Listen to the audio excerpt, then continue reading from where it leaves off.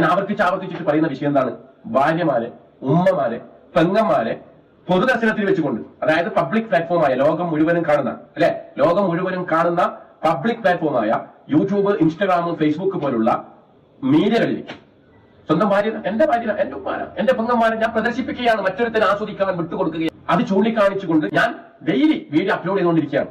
അപ്പൊ ഒരു 99% ആൾക്കാരും എന്നെ അനുകൂലിക്കുമ്പോൾ അനുകൂലിക്കുന്നതിന്റെ അർത്ഥം എന്താ? ഞാൻ പറയുന്ന ആ വിഷയം അത്രമാത്രം പരമസത്യമാണ്, യാഥാർത്ഥ്യമാണ് എന്ന് ഉൾക്കൊണ്ടുകൊണ്ടാണ് ഈ പറയുന്ന 99% ആൾക്കാരും എന്നെ സപ്പോർട്ട്.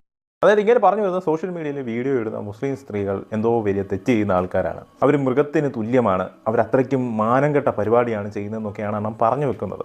എന്നിട്ട് ഞാൻ അണ്ണൻ്റെ ചാനലിൽ കയറി അണ്ണൻ ഇട്ടേക്കുന്ന തംബ്നെയിലൊക്കെ ഒന്ന് എടുത്തു നോക്കിയപ്പോൾ സ്ത്രീകളുടെ പടവും വെച്ചാണ് അണ്ണൻ തംബ്നെയിൽ ഇട്ടിരിക്കുന്നത്. അണ്ണൻ പക്ഷേ പറയുന്ന സ്ത്രീകളുടെ മുഖമൊന്നും നമ്മൾ സോഷ്യൽ മീഡിയയിൽ കാണിക്കരുത്, സ്ത്രീകൾ മറ്റുള്ളവർ ആസ്വദിക്കുകയാണ് എന്നൊക്കെയാണ് പറയുന്നത്. എന്നിട്ട് തംബ്നെയിലിൽ ആ സ്ത്രീകളുടെ ഫോട്ടോയും എടുത്തു വെച്ചിട്ടുണ്ട്.